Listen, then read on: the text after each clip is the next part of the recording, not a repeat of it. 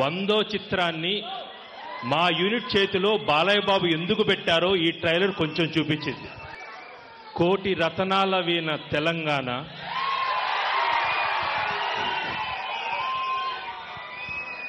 ఇక్కడ కోటి లింగాల సాక్షిగా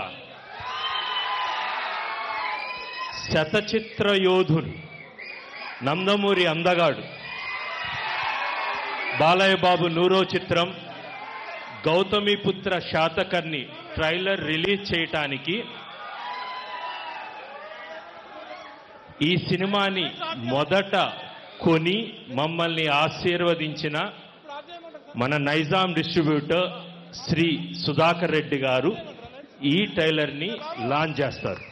all the best to the team of Gautamiputra Satakarni. Trailer launch. Gautamiputra Satakarni 2000 సంవత్సరాల పురాతనమైన ఇతిహాసాన్ని తీసుకొని అన్న నందమూరి తారక రామారావు గారి నట వారసుడైనటువంటి మన బాలయ్య గారు నటించినటువంటి 100వ చిత్రం. ఇది సామాన్యమైనది కాదు. లైన్ అంటే ఎట్లా ఉంటుందో ఈ సినిమాలో లైన్ గా మన బాలయ్య గారు ప్రజల ముందు కనిపించినటువంటి సినిమా. తెలుగు ప్రేక్షకులకు, తెలుగు జాతికి, అందులో ప్రధానంగా కరీంనగర్ జిల్లా బిడ్డలకు గర్వించదగినటువంటి ఒక చారిత్రాత్మకమైన ఇతిహాసాన్ని తీసుకున్నటువంటి వారికి మన జిల్లా ప్రజలందరం కూడా కృతజ్ఞత చెప్పాల్సిన అవసరం ఉంది. ఈనాడు మన పిల్లలకు కోటి లింగాలు ఎక్కడున్నాయో, గౌతమిపుత్ర శాతకర్ణి ఎక్కడ పుట్టాడో కూడా తెలియనటువంటి పరిస్థితులలో మనందరికీ చరిత్రను గుర్తు చేసే విధంగా గౌతమి తల్లి గర్భంలో పుట్టినటువంటి శాతకర్ణి ఈ కోటిలింగాల ప్రాంతంలో రాజధానిగా ఏర్పాటు చేసుకుని పరిపాలించినటువంటి సామ్రాజ్యానికి కేంద్రమైనటువంటి ఆ ప్రాంతంలో ఉదయం వెళ్లి ఆ ప్రాంతాన్ని దర్శించుకొని ఆ ప్రాంత స్థలాన్ని అంతా కూడా పునీతం చేసి ఇవాళ మన జిల్లా ప్రజల ముందు టీజర్ను రిలీజ్ చేసినటువంటి మన బాలయ్య గారికి మన జిల్లా ప్రజల పక్షాన, వారి అభిమానుల పక్షాన, తెలుగు జాతి పక్షాన 2000 సంవత్సరాల ఇతిహాసాన్ని ఇవాళ ప్రజల ముందు ఉంచినటువంటి బాలయ్య గారికి మరొకసారి మనస్ఫూర్తిగా అభినందిస్తూ, ఇది 100 రోజులు ఆడుతుంది, 100 కాదు 200 రోజులు ఆడుతుంది. మరి ముఖ్యంగా ఈ సినిమా తీసినటువంటి, సాహసం చేసినటువంటి నిర్మాతను మనస్ఫూర్తిగా అభినందిస్తా ఉన్నాను. డైరెక్టర్ను, కాస్ట్యూమ్స్, అదేవిధంగా గ్రాఫిక్స్, యానిమేషన్, ఫైటరు అన్నిటికంటే గొప్పగా సాయి మాధవ్ గారు. ఆ ఫైటింగ్ చూస్తుంటే పులకరించిపోతా ఉన్నాయి, రోమాలసి నిలబడతా ఉన్నాయి. ఆ విధంగా వారి యొక్క ప్రతిభనంతా చూపెట్టినటువంటి టీం అందరినీ కూడా, యూనిట్ అందరినీ కూడా మనస్ఫూర్తిగా వారందరూ కూడా నా యొక్క మరి విజయ సంకేతాలు, విజయాన్ని చవిచూస్తూ ఈ 2017 సంవత్సరం నా భూతం నా భవిష్యత్తు ఈ సినిమాకు మరొక సినిమా సరిదీటు కాదనే విధంగా ఈ సినిమా ఉండబోతుందని చెప్పి, మరి ఉండాలని చెప్పి ఆ భగవంతుని ప్రార్థిస్తూ సెలవు తీసుకుంటూ ఉన్నాను. మీ అందరి అభిమాన నాయకుడు, అభిమాన నటుడు, మన నందమూరి వారసుడు నటసింహం బాలయ్య గారి హిందూపూర్ శాసనసభ్యులు, తెలుగు వారు గర్వించదగ్గ బిడ్డ, తెలుగు జాతి ప్రతిష్ట ప్రపంచ వ్యాప్తంగా, ప్రపంచ నలుమూలలా అన్న ఎన్టీ రామారావు గారు కీర్తి పథకాన్ని తీసుకెళ్తే 2000 సంవత్సరాల చరిత్ర కలిగినటువంటి కరీంనగర్ జిల్లా చరిత్రను ప్రపంచవ్యాప్తం చేసినటువంటి ఏకైక వ్యక్తి మన నందమూరి నటమూరి బాలయ్య గారు. ఇది మా అందరికీ కూడా గర్వకారణం అని చెప్పని తెలియజేస్తూ, ఈ సినిమా రచయిత గౌరవనీయులు సాయి మాధవ్ గారు వారు ఎంతో సిద్ధపరిచి ఆయన పుట్టినరోజు కరీంనగర్ జిల్లా పక్షాన వారికి శుభాకాంక్షలు తెలియజేస్తున్నాం. ప్రొడ్యూసర్ శ్రీ శ్రీనివాస్ గారు, రాజీవ్ రెడ్డి గారు, సాయిబాబా గారు అందరూ కూడా ఎంతో శ్రమ కోర్చి ఈ రోజులలో ఒక సినిమా తీయాలి, పెట్టుబడి పెట్టాలంటే ఎంతో ఆలోచించినటువంటి రోజులలో మన యొక్క బాలయ్య గారి ప్రోద్బలంతో బాలయ్య గారికి వచ్చే రెమ్యునరేషన్ కూడా తక్కువ చేసుకుని శాతకారిని ప్రతిష్ట పెరగాలని చెప్పినటువంటి మొట్టమొదటి నటుడు. ఆ విధంగా ఇవాళ కరీంనగర్ జిల్లాలో అడుగుపెట్టి సినీ చరిత్రలోనే 2000 రోజులు నడిచేటువంటి చిత్రంగా తయారు చేసినటువంటి తీర్చినటువంటి అందరికీ కూడా మనస్ఫూర్తిగా అభినందన తెలియజేస్తున్నాం. ప్రతి ఒక్కరు కూడా ఇవాళ చేసినటువంటి శ్రమ ఇది వృధా కాదు. కరీంనగర్ జిల్లా చరిత్ర, పాత జిల్లా చరిత్ర ప్రపంచవ్యాప్తంగా తీసుకెళ్లేటువంటి మీ అందరినీ కూడా మనస్ఫూర్తిగా జిల్లా పక్షాన్ని అభినందన తెలుస్తూ శ్రీ బాలయ్య గారు మరి మనందరిని ఉద్దేశించి వాస్తవంగా ట్రైలర్ చూస్తుంటుంటే ఒళ్ళంతా కూడా గగురు పడిపోయేటువంటి పరిస్థితి. అంటే మన జిల్లాలో పుట్టినటువంటి గౌతమిపుత్ర శాతకర్ణి ప్రపంచంలో ఉండేటువంటి ఆంగ్లేయులు ఈ దేశానికి అఖండ భారతావనికి వస్తే తరిమి కొట్టినటువంటి చరిత్రను బయటచ్చినటువంటి వారందరూ కూడా మనస్ఫూర్తిగా తెలియస్తూ వారిని మరి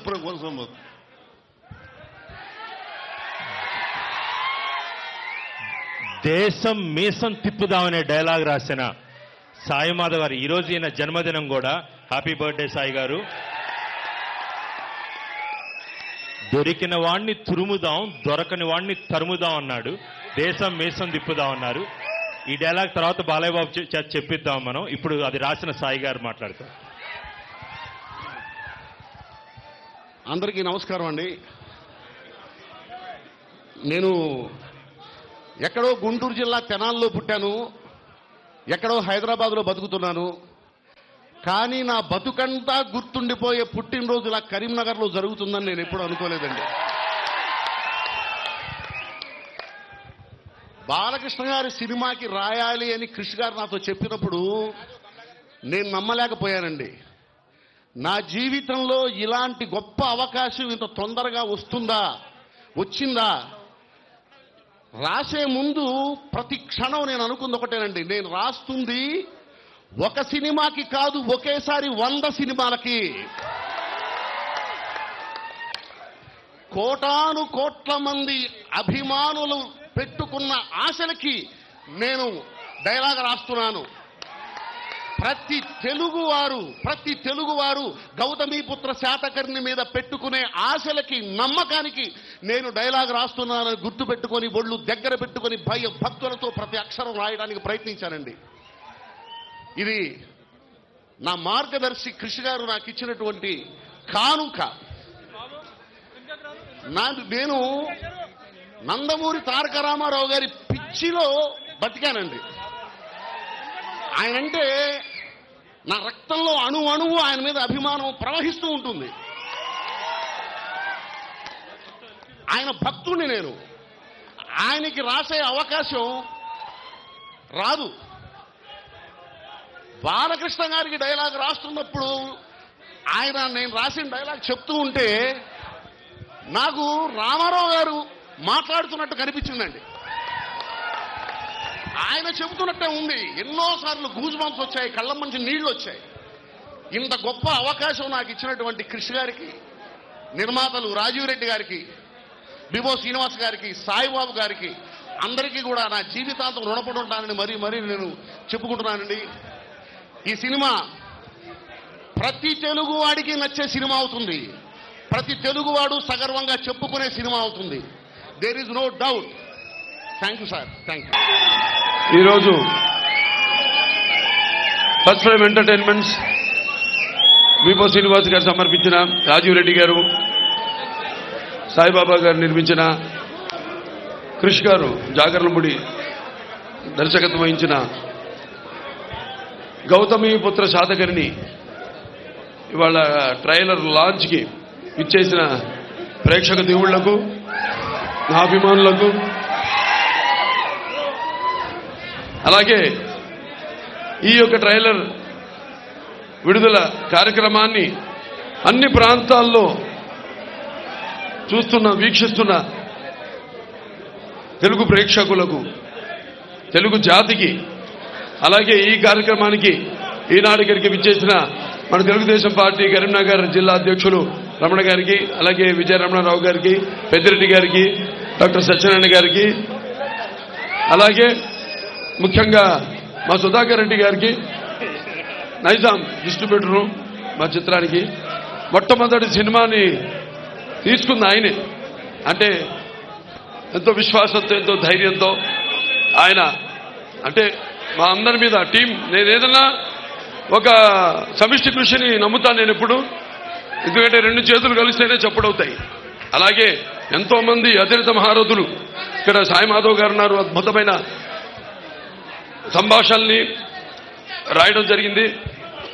ఇవాళ ఆయన జన్మదినం కూడా మీకు నా జన్మదిన శుభాకాంక్షలు తెలియజేసుకుంటున్నానండి. అలాగే పాత్రికేయులందరికీ, మిగతా ఈ థియేటర్ యాజమాన్యం శ్రీనివాస్ గారికి, అలాగే మేనేజర్ కమలాకర్ గారికి, అందరు కూడా పేరు పేరున ప్రతి ఒక్కరు కూడా నా హృదయపూర్వక కళాభివందనాలు తెలియజేసుకుంటున్నాను. చాలా సంతోషంగా ఉంది. ఎందుకంటే ముఖ్యంగా ఇక్కడ కరీంనగర్లో ఇది చేయడం, ఇక్కడ కోటిలింగాల వాళ్ళు పొద్దున వెళ్ళడం జరిగింది. అక్కడ స్వామి దర్శనం చేసుకుని పార్వతీ సమేత ఈశ్వరుడి దర్శనం చేసుకుని ఆ తర్వాత ఈ లాంచ్ చేయడం జరిగింది. ఈ ట్రైలర్ మరి ఆయన అమ్మగారు గౌతమి గారు పుట్టిన ఊరు కోట్లింగాల. అటువంటిది ఆవిడ ఇక్కడ పురుడు పోసుకుని మరి ఇక్కడ తన బాల్యమంతా గడిపి గౌతమి పుత్ర శాతకర్ణి.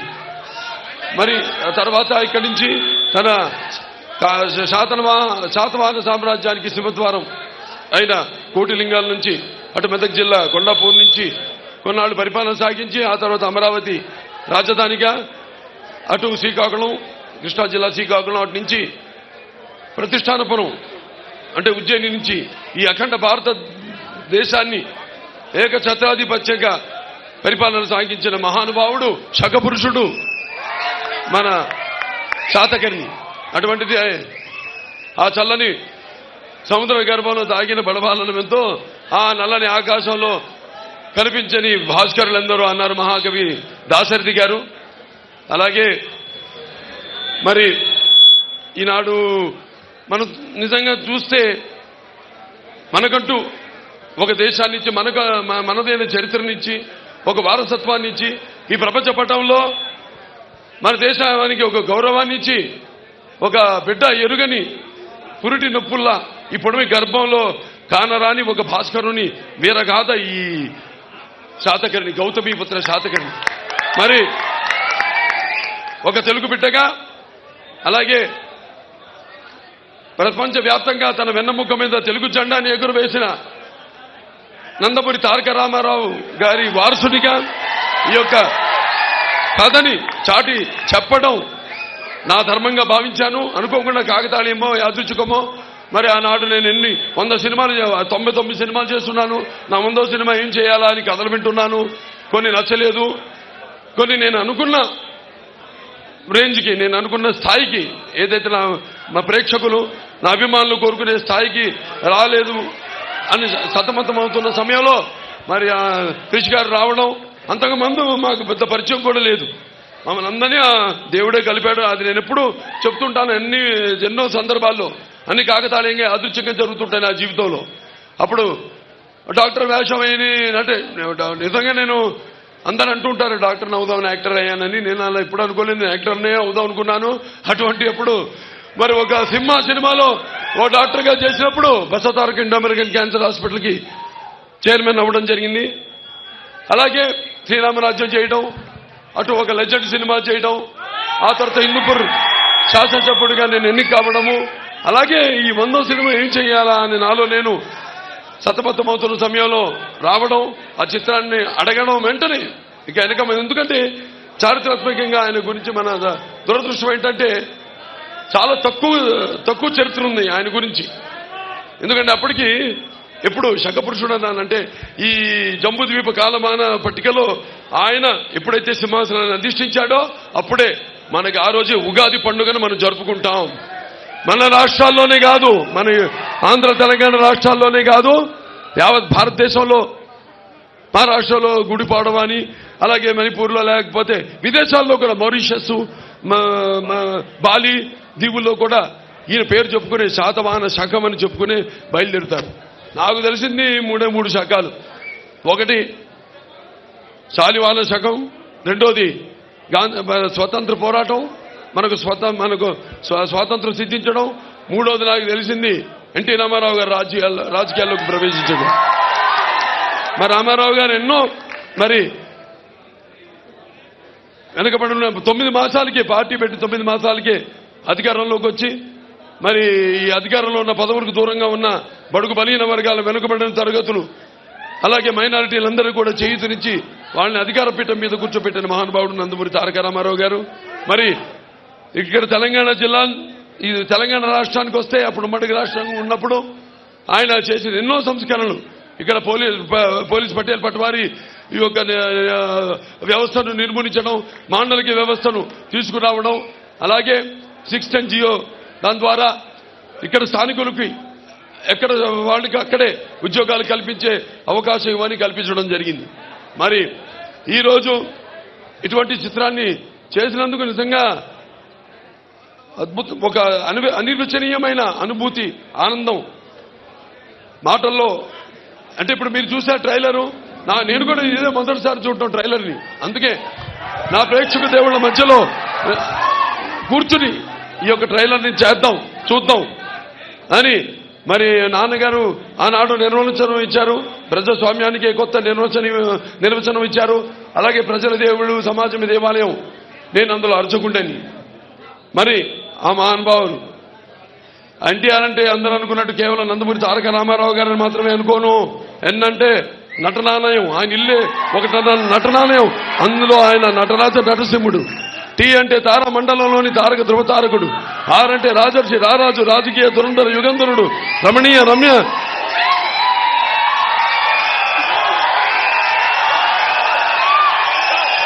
కమనీయ సౌమ్య గుణధాముడు.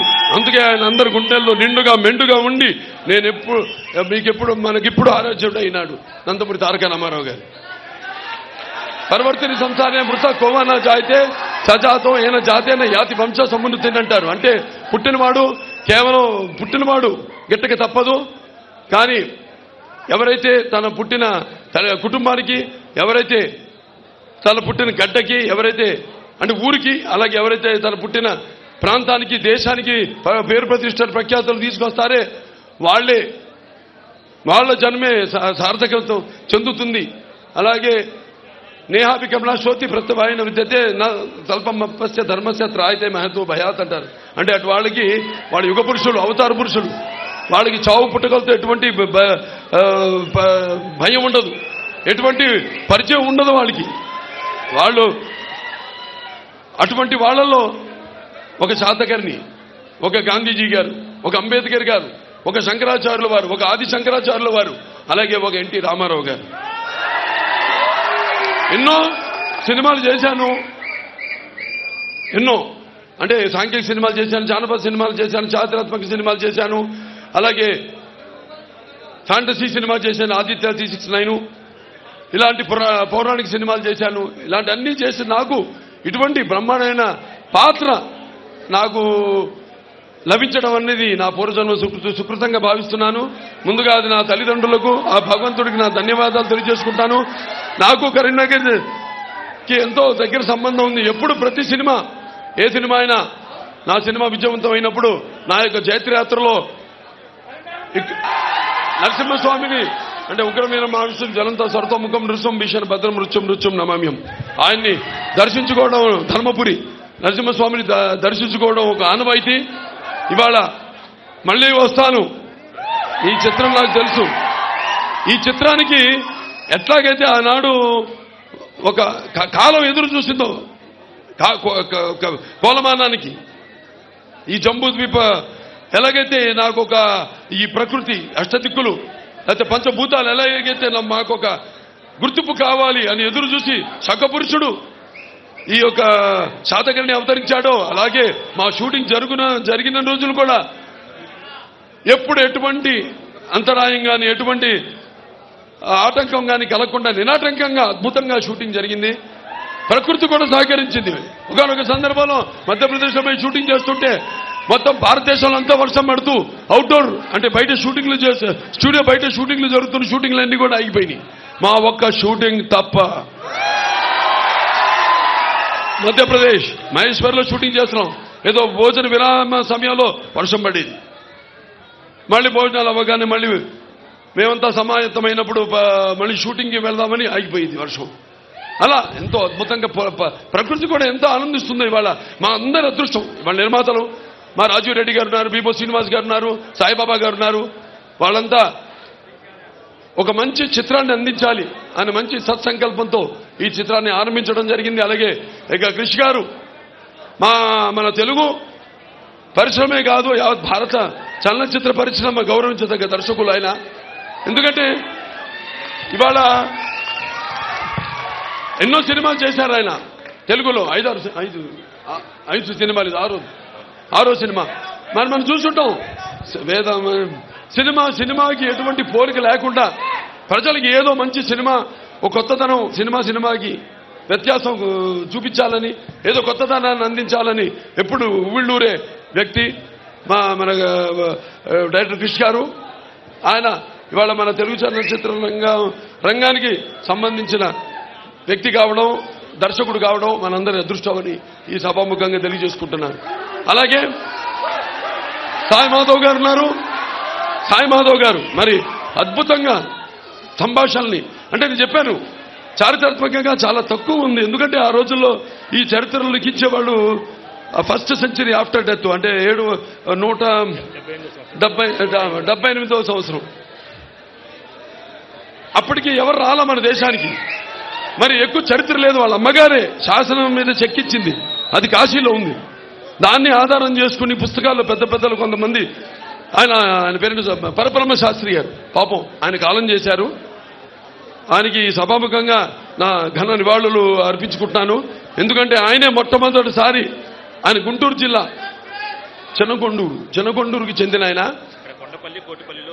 ఇక్కడ తవ్వకాలు చేసి కొండపల్లి కోటిపల్లిలో ఆ నాణాలన్నీ కూడా బయటపెట్టి, పైగా ఈ శాతవాహనులు తెలుగు వాళ్ళు అని నిరూపించింది ఆయన. అలాగే రుద్రమదేవి, మన ఓరుగల్లు రుద్రమదేవి మీద కూడా ఎంతో పరిశోధన చేసిన వారు. ఆయనకి సభాముఖంగా నా ఘన నివాళి అర్పిస్తున్నాను. ఆయన ఆత్మశాంతించాలని.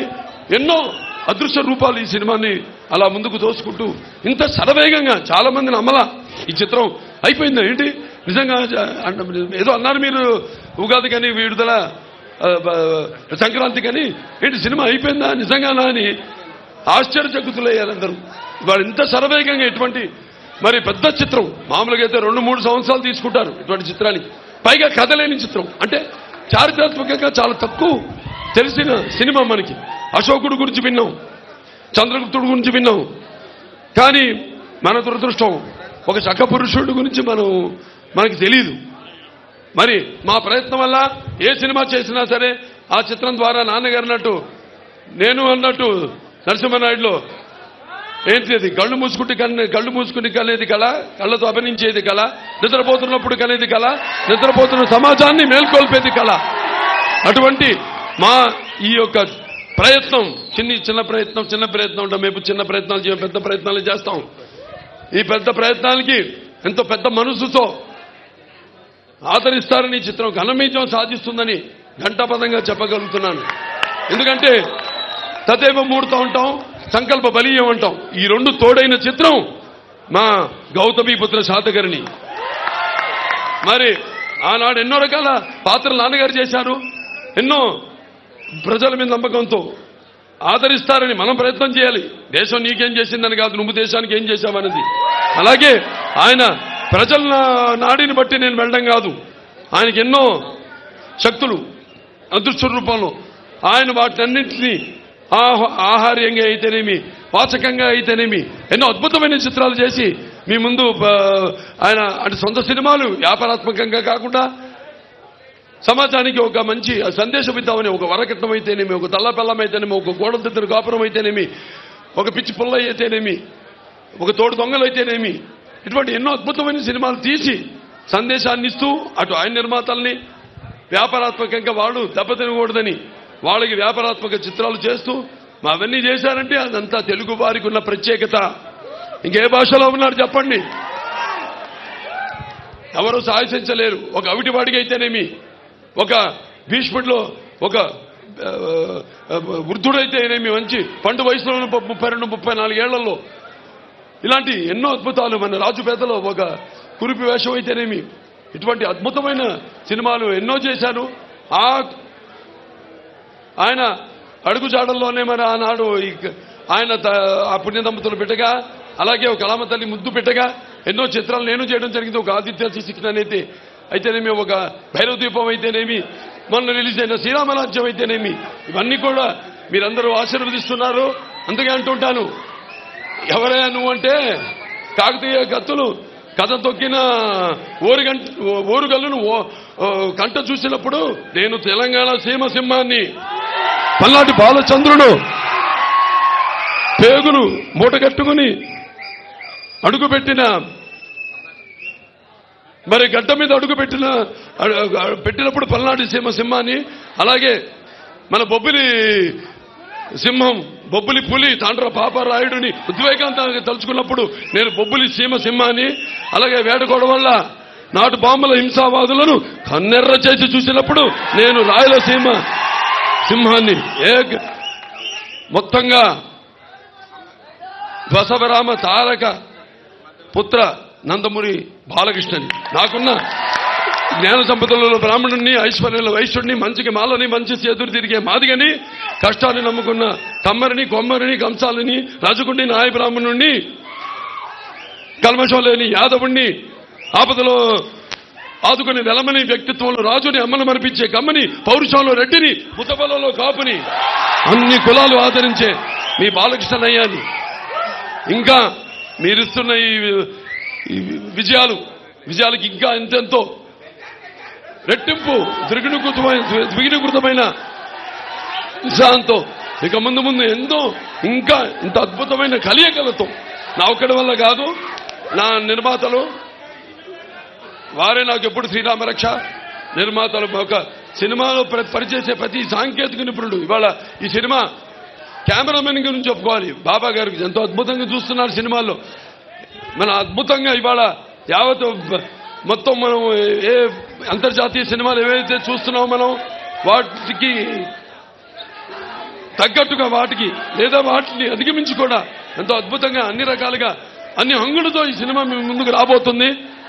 తప్పకుండా మీరందరూ ఈ చిత్రాన్ని ఆశీర్వదిస్తారని, అలాగే నా అభిమానులు ఉన్నారు, ఇంతకాలం నా నుండి ఏమి ఆశించకుండా మీరు చూపిస్తున్న అభిమానమే నాకు శ్రీరామరక్ష.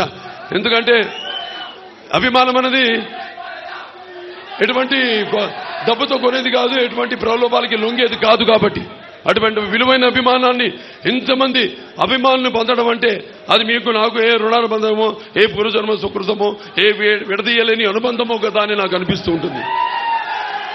నా అభిమానులు ఎప్పుడూ ఆదర్శంగా నేను చేస్తున్న ప్రతి కార్యక్రమానికి కూడా, మంచి కార్యక్రమాలకి మీరు కూడా ఆదర్శంగా మిగతా అభిమానులకి మీరంతా ఎంతగానో మంచి సంక్షేమ కార్యక్రమాలు చేపడుతున్నారు. చేపట్టి ఇంకా ముందు ఈ యొక్క వారసత్వాన్ని ముందుకు తీసుకెళ్లాలని కోరుకుంటూ మరొకసారి ఈ సభాముఖంగా మా నిర్మాతలు వాళ్ళందరూ కూడా ప్రయత్నం చేసినందుకు వాళ్ళకి నా అభినందనలు తెలియజేసుకుంటూ, నూతన నిర్మాణమైన భారత రాజ్యాంగాన్ని పరదేశీయుల నెతృత్వ ప్రక్షాళన చేద్దాం, దొరికిన వాళ్ళను తురుముదాం, దొరకని వాళ్ళని తరుముదాం, ఏది ఏమైనా దేశం మీసం తిప్పుదాం. అంగ కళింగ కదంబ కలబర కోసల కుంతల కొంకణ విదర్భ అవంతి అనూప అబీర అపరాంత కుకుర అకర అసక అస్మిక ములక మాలవ మహిష మగధ చేర చోట్య పాండ్య సౌరాష్ట్ర సహితంగా ఒకే ప్రాంతం ఒకే రాజ్యంగా మొత్తం ఈ భారతదేశాన్ని పరిపాలించిన మన గౌతమిపుత్ర శాతకర్ణి గారికి మనమందరం కూడా ముఖ్యంగా ఈ కోటిలింగాలకి చరిత్ర ఎంతో రుణపడి ఉంది. ఎందుకంటే ఎప్పుడైతే ఆయన తల్లి పేగు కోశారో ఒక భారతదేశానికి ఒక జన్మనిచ్చింది. కోటిలింగాల ఎప్పుడైతే పురిటి నొప్పుతో ఆయన అరిచాడో అప్పుడే మన దేశానికి ఒక ఉనికి తీసుకొచ్చింది. కాబట్టి ఈ కోటిలింగాలకు చరిత్ర ఎంతో రుణపడి ఉంది.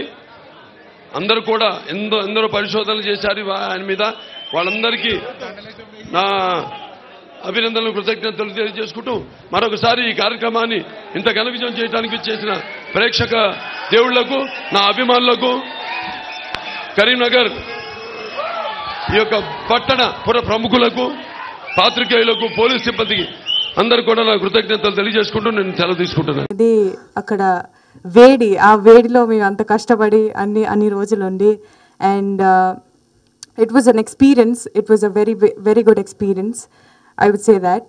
ఇంకా సో మ్యూజిక్ గురించి చెప్పాలంటే కమలాకర్ గారు, he highlighted the movie with his songs and his RR.